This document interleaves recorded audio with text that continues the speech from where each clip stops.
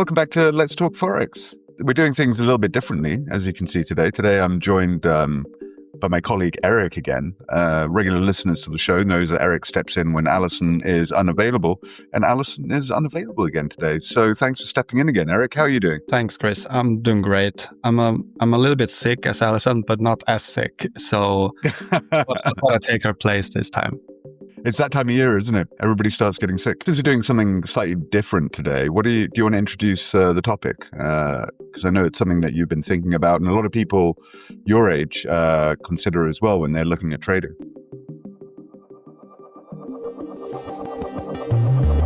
Because I'm a newcomer when it comes to Forex. Obviously, you look for inspiration. And one thing that I found a lot of is something called Finfluencers. And, you see all these cool videos with like all the money and all the flashing cars and everything like that. But it seems kind of off to me. Yeah, absolutely.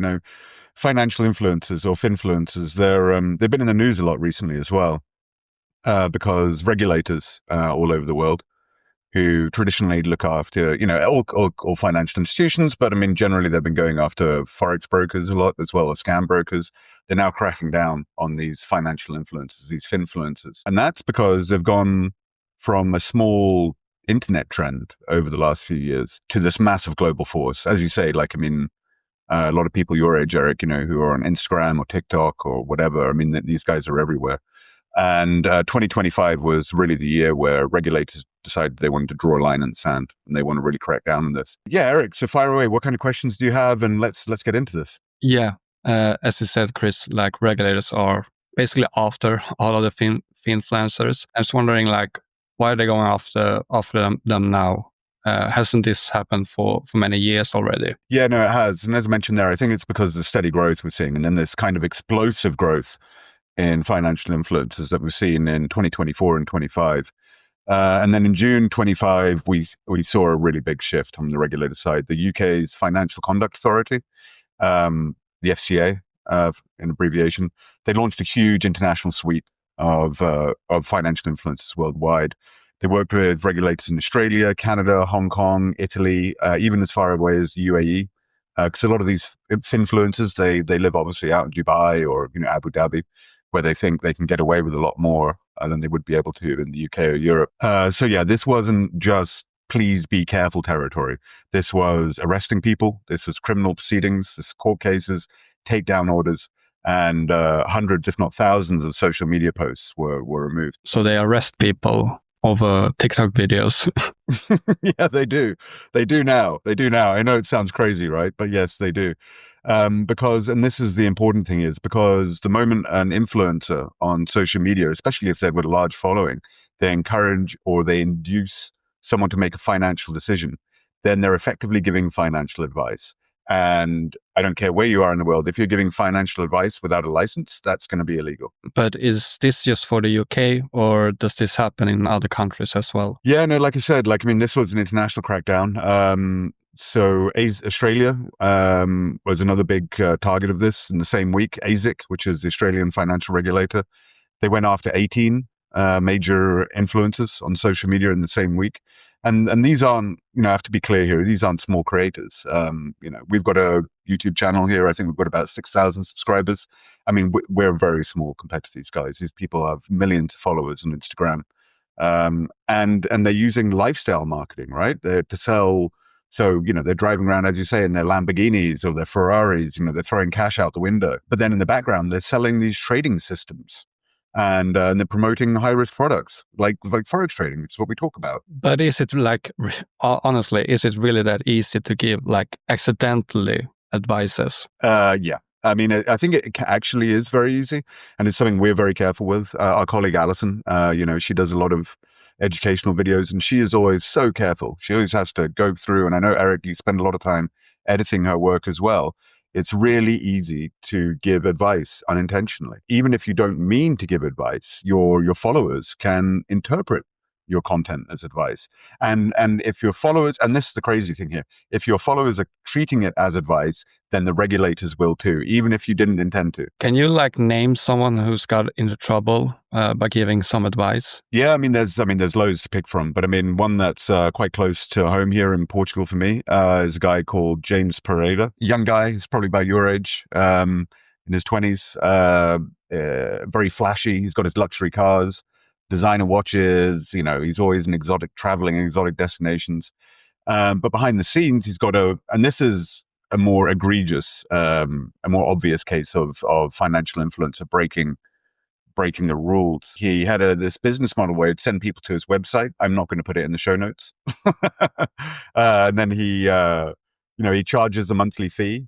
And then he has affiliate links to a legitimate broker. I'm also not going to name here. Yeah, and then he would charge people to come join him on his trading platform and his trading system, and that they would make loads of money just like him. But honestly, what did he do wrong? Because for me, it seems like it's just like a collaboration. Yeah, no, and this is the tricky thing here. So the Portuguese financial regulator, here the CMVM, said that he's not authorized to act as a financial intermediary. So this means he can't take trades on behalf of others, right? He is not he doesn't have he's not a financial advisor. He does not have a financial license that allows him to be an advisor.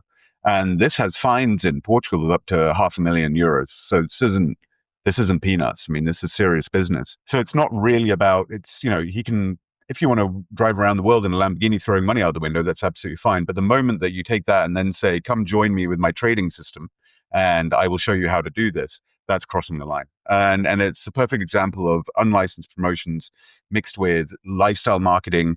And it's aimed, obviously, this is the thing, it's aimed at vulnerable audiences here. It's aimed at young people on social media. Is this just in Europe, or do you have any other example? Yeah, no, this is international. There's a very famous case from last year. I think this guy called Tyson Schultz, who's known as ASX Wolf. ASX is the Australian stock index. He would have all these same thing. His Instagram channel is still live. You can go check him out. He's got big claims. He would have luxury lifestyle. He was banned by the Australian regulator for providing financial services, and now then he was done for fraud as well. But he still posts on social media. Yeah, and this is another really important part of this. He's still, his Instagram channel is still live and it's still got the same stuff on it, and but he does this all from overseas now. And that's really the part of the challenge, which is why the UK's FCA tried to coordinate in a wider group of international regulators, because this ecosystem is borderless. These guys can just hop on a plane to, anywhere in the world, to Tahiti. Feels like every influencer they're trying to give advice, it feels like those guys are honestly always the bad guys.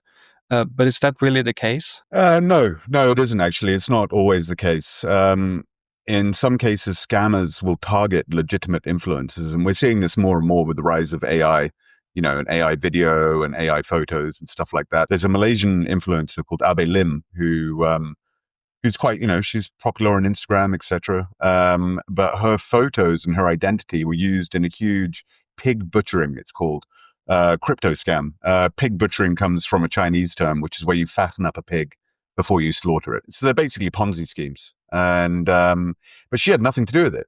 This lady had nothing to do with it. So these scammers created fake screenshots, fake messages, fake accounts, all attached to her name, everything. So even, let's say, good influencers can become part of a problem without them realizing it. Exactly. It's really scary. And which is why a lot of these big influencers now are really careful to protect their brand, as it were, because who knows who's going to steal it and for what purpose. As we mentioned, I see it quite a lot, like with these scams and Finfluencers.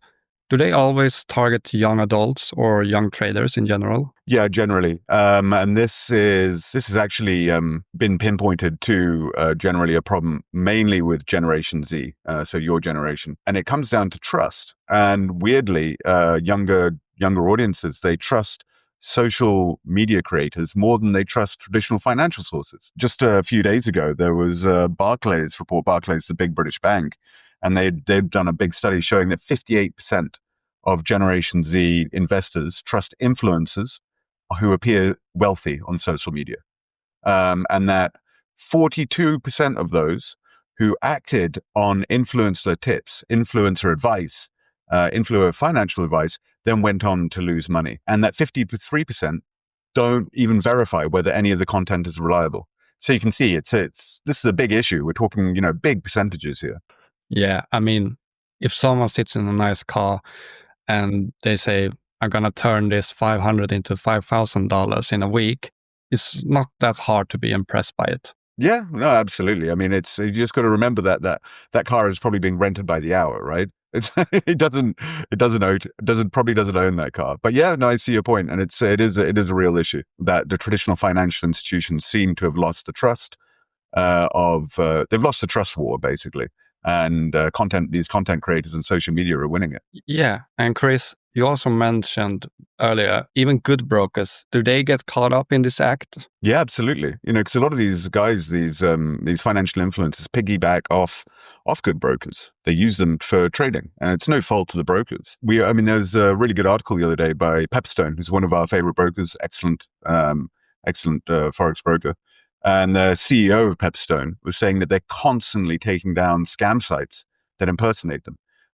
They've actually bought over 100 variations on their domain name just to try and protect themselves. So a trader might be thinking that they're going to, let's say, a broker like Pepperstone, but it's not the case. They end up on a clone site. They end up on a clone site with a slightly misspelled domain. I mean, so small, so instead of pepperstone.com, it might be Pepperstone, or it might be Pepstones with an S or something, or maybe one of the P's is missing. So these tiny variations. And then all you need is an influencer link to make this even worse, because then people assume that the link is trustworthy, right? But one thing that I've thinking about lately is, what's the difference between educating people and giving financial advice? Because there is a difference, right? Yeah, there is a very clear difference. And this is, as I said earlier, this is what we're really careful with our YouTube channel, or Alison, who does a lot of our educational videos. So Alison, she'll do something on Bollinger Bands and moving averages, and she'll say, look, this is how what the moving average is. This is how it works. These are the patterns to look for, blah, blah, blah, blah. That's education. Advice is, here is how I'm trading the Euro USD today, and you should copy me. You should take this moving average that I'm using, and you should now use it on your trading platform. That's advice. And regulators really focus on whether the content induces action. So whether the influencer, whether the content creator is saying, hey, I want you to do what I'm doing. Come with me and do what I'm doing. So it is a really fine line, but it is very much a clear line too, I think. And influencers might cross that line basically all the time. Yeah, all the time, and often without realizing, because they're not 100% aware, especially the younger crowd, who are not aware that they're not even aware that what they're doing is illegal. Yeah, no, I totally get it. So with all that fact now, what should our listeners or anyone look out for? Yeah, so there's a few red flags here. So the first, you want to be wary of lifestyle first content, and by lifestyle first content, I mean these guys. You know what I'm talking about: Lamborghinis, Ferraris, yachts, lots of dollar bills being thrown around, designer clothes, designer handbags, designer watches, all this kind of stuff. So anybody who's pushing that kind of trend, that should immediately be your first red flag. Second, question anybody who comes to you with selling expensive courses with the promise of fast results. And anybody who says that they're going to turn your 500 into 5,000 is lying to you. That's not how trading works. Trading, as you know, is high risk. 60 to 90% of people lose money. There is no guarantee.